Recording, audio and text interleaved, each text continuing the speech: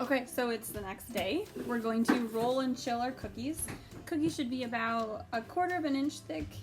It really depends on what you prefer. It doesn't matter. I've got my cookie cutter, rolling pin. I'm gonna sprinkle my counter with some flour, and they won't spread, so I'm gonna put them on the pan. I can probably put about 16 or 18 on this pan. They bake at 350 for about 10 minutes.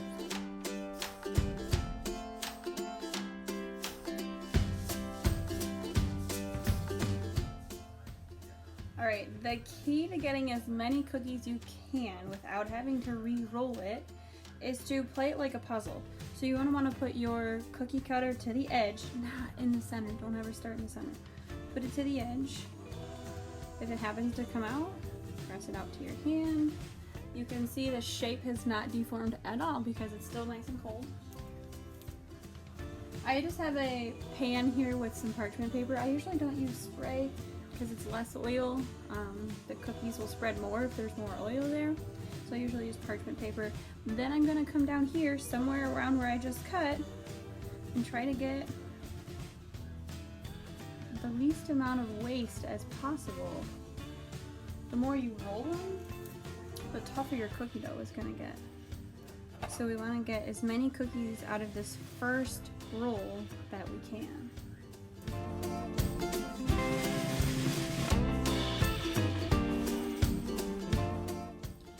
Okay, my cookies are in the oven, so you might hear the timer go off in about a minute and 20 seconds.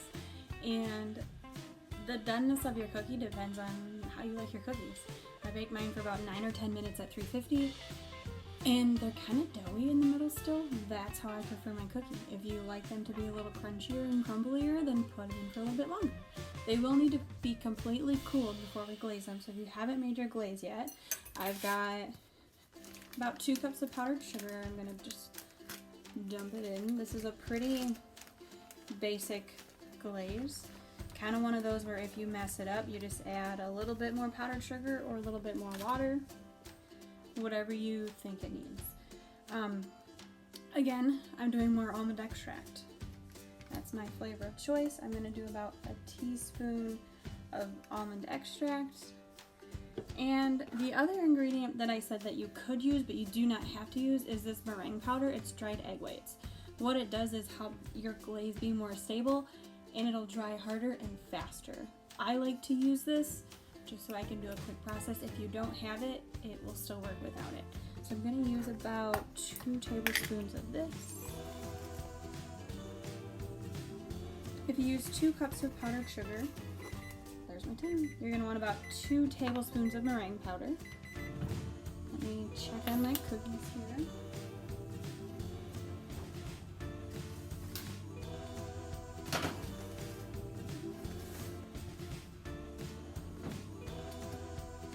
And I got 15 cookies per tray, so I got 30 cookies out of this batch. And I have a fairly small cookie cutter. It's about the size of the palm of my hand. And I got 30 of them from one batch of these cookies. I'm gonna let them cool. If you want to speed it up, you could put the whole tray in the fridge or the freezer if you'd like. I'm gonna finish this, and then once those cool, we can glaze them. Not very much water though. 2 cups of powdered sugar. I'm gonna do about 4 tablespoons of water. That's about 1/4 of a cup. And then I'm gonna stir it before I do anything with a fork. It does get poofy, so careful when you stir it.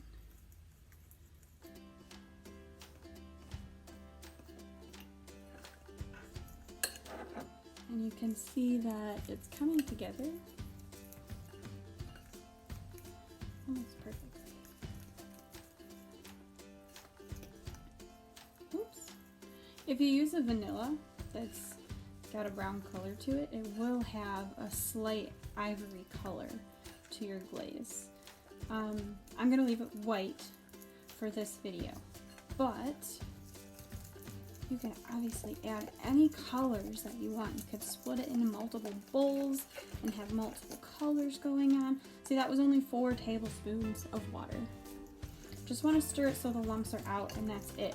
This is the kind of icing You can smell the almond, it smells good.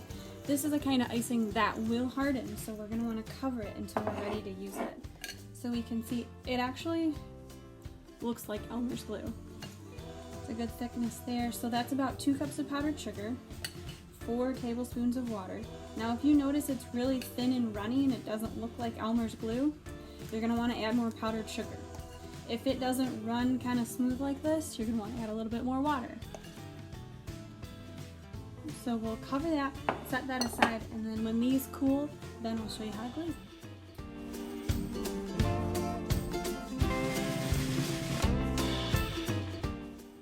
Okay, my cookies have cooled. I have one here. I took a photo of it, flipped over to show you that they're barely golden brown because I still like them really soft and doughy in the center.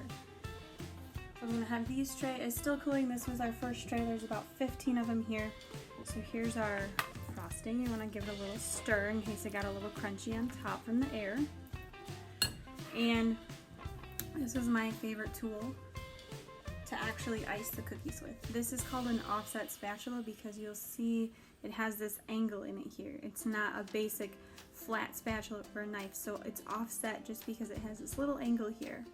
If you don't have one of these at home, you can use a knife. And I'll just do it with a knife today, knowing that not everybody has these at home. So, easiest way to do it, take your cookie, you want to flip it over, because you want to ice the front side, so don't forget to flip it over, and you're just going to dunk him face down, give him a little wiggle. Let some of it drip off.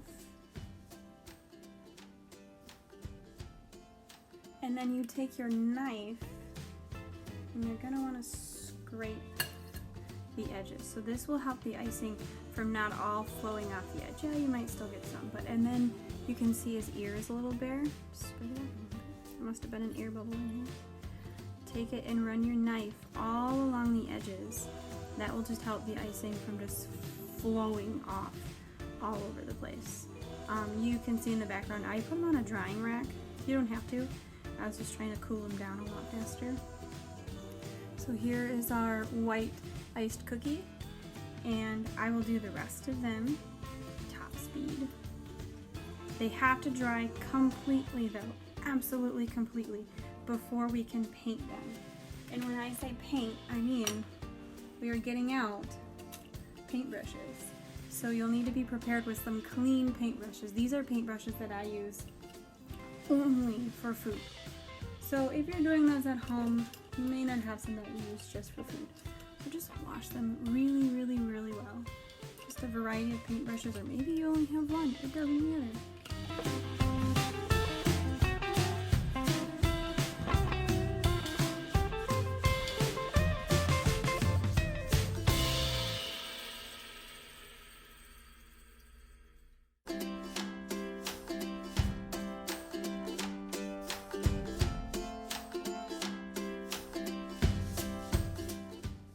They are all iced.